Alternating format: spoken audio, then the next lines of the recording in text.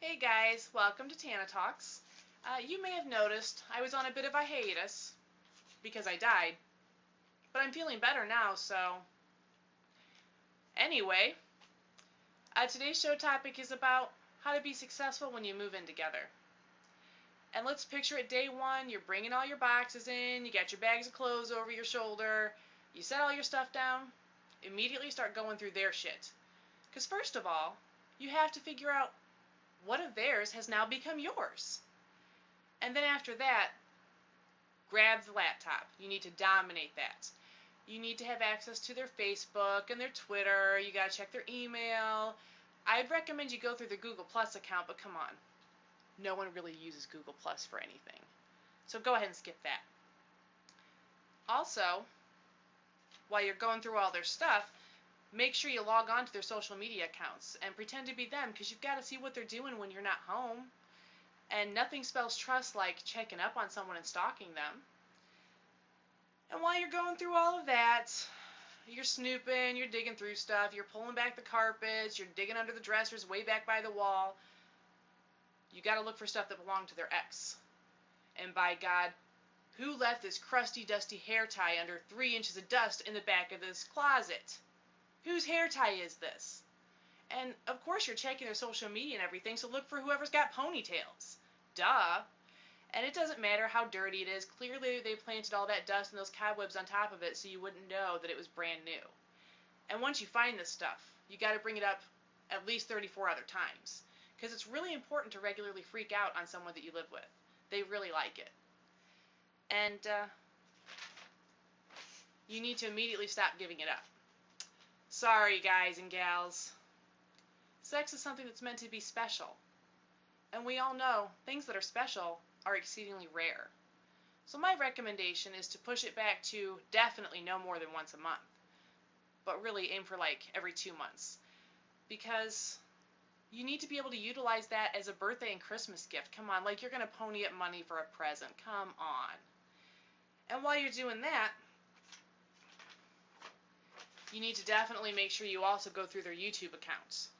And while you're doing their YouTube account, zip over to YouPorn and see if they have a history there too.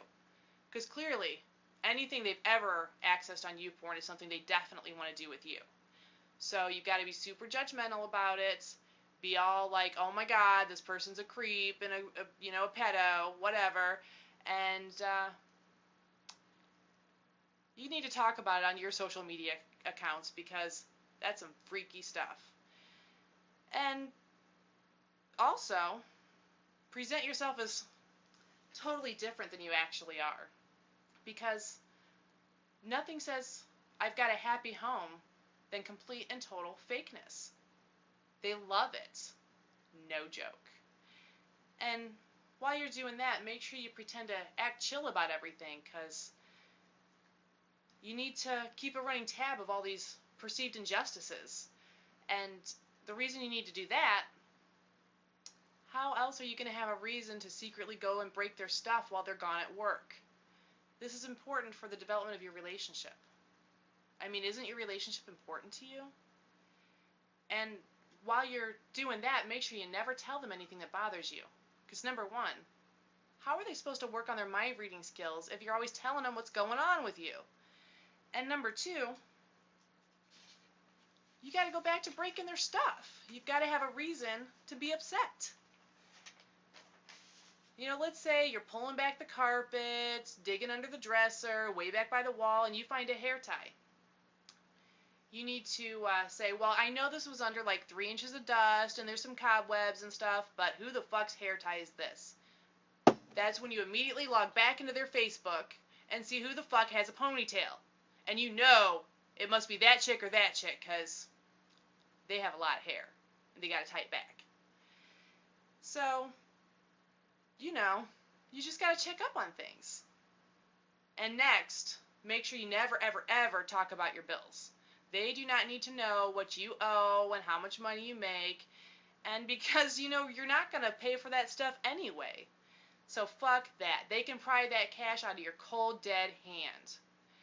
And besides, how the hell can you afford to get your hair cut for $185 if you're misappropriating your funds by paying your car note. That's not cool. And besides, you know they're either going to pay it for you, or you can liberate some funds by going treasure hunting. Rookies are going to go through the couch cushions looking for pennies and nickels, maybe digging the washing machine for stuff. Oh, hell no. You are not a beggar looking for change. First thing you do, hit up that wallet. See what's going on in there.